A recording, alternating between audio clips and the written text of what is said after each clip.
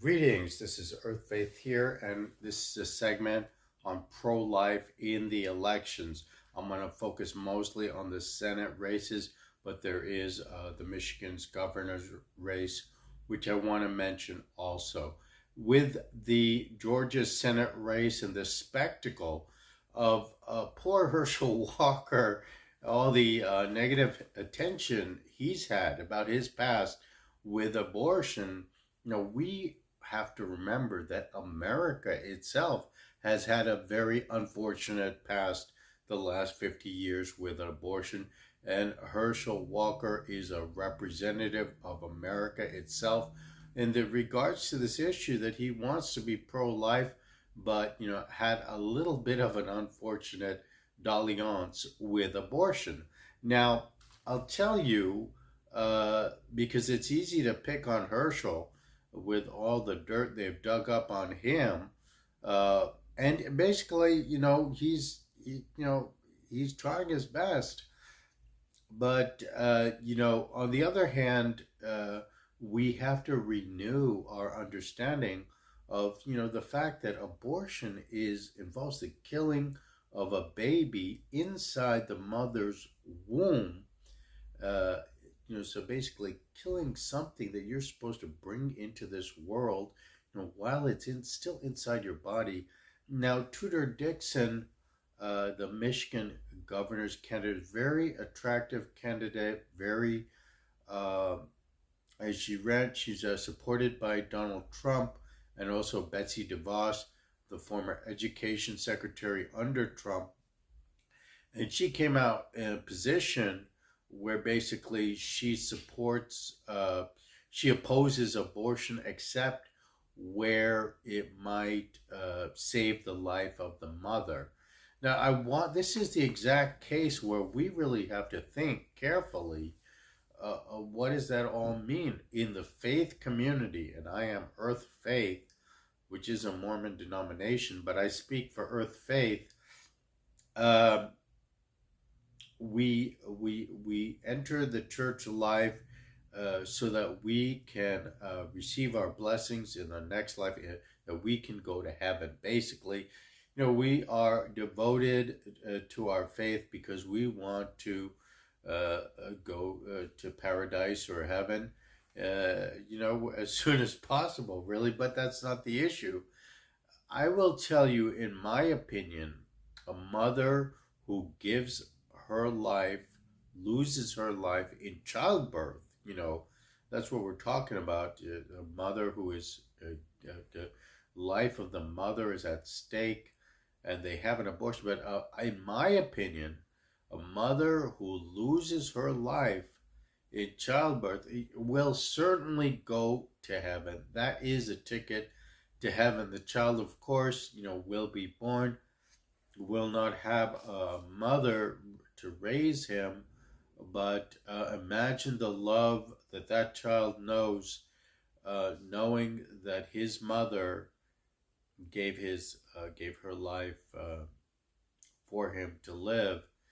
And that would be a difficult life, but we live, for our ticket to paradise, no matter what this world brings to us. So I want the women in particular, it's a women's issue, to really recommit to being pro-life without any exceptions. I know Adam Laxalt in Nevada is very much pro-life, but he's like me in California.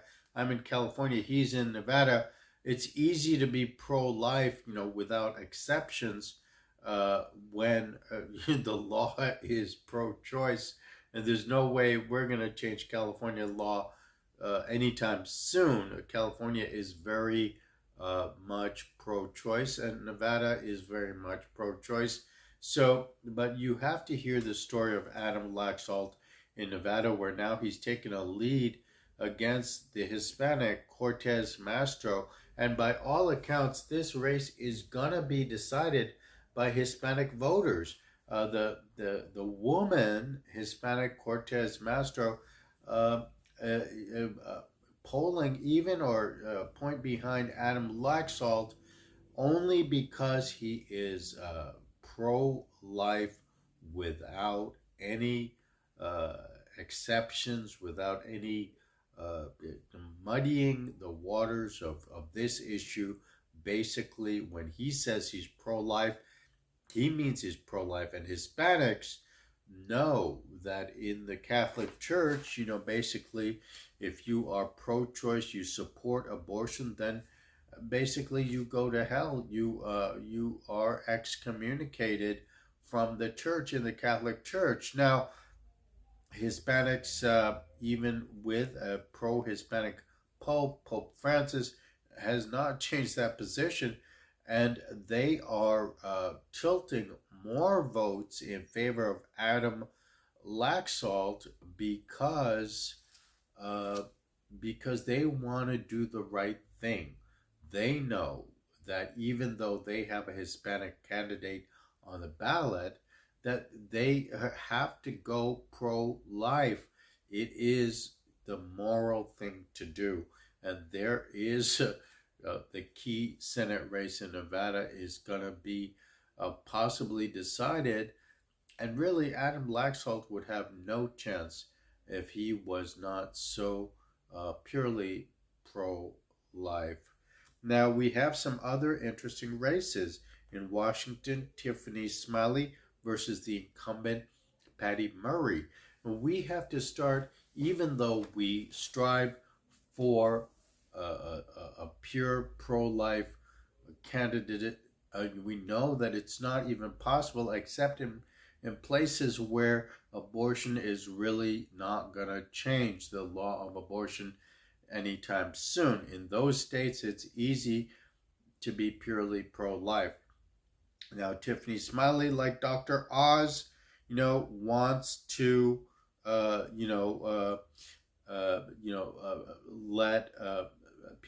let the people decide. Blake Masters also, not the strictest pro-life candidate. So basically, it's time for the pro-life community to understand, as I mentioned with the case of making exceptions to pro-life, even in the case with a mother's life, we think that the Republican Party will come around to understand that the number one issue in the next 50 years is going to be abortion.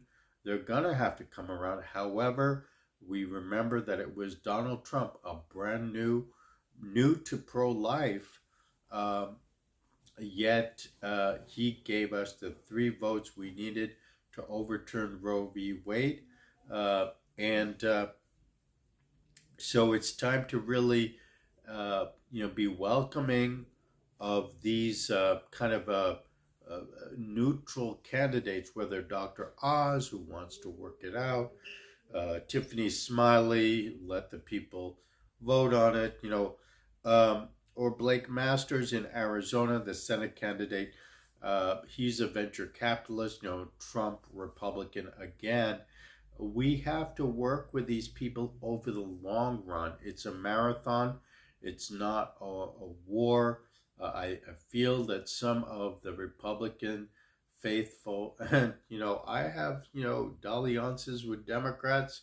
I lived most of my life in Democratic cities until now.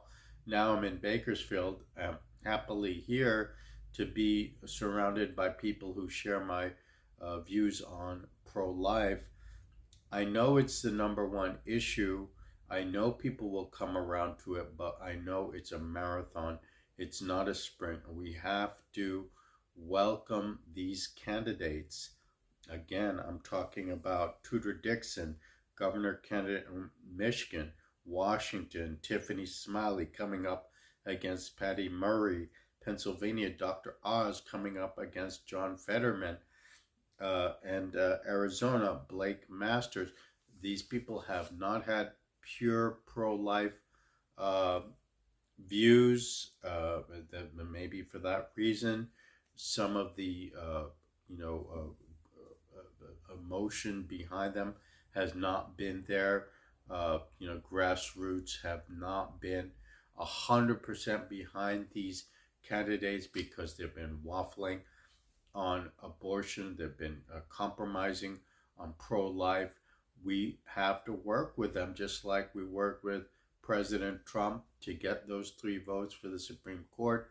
So I think it's time for the pro-life community to come around and support these other Republican, moderate Republican candidates, and welcome them into the pro-life movement and educate them, as I'm trying to give my opinion on the exception for the life of the mother.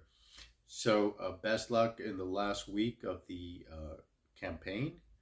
I think it's going to be a very successful ending, happy ending for pro-life people.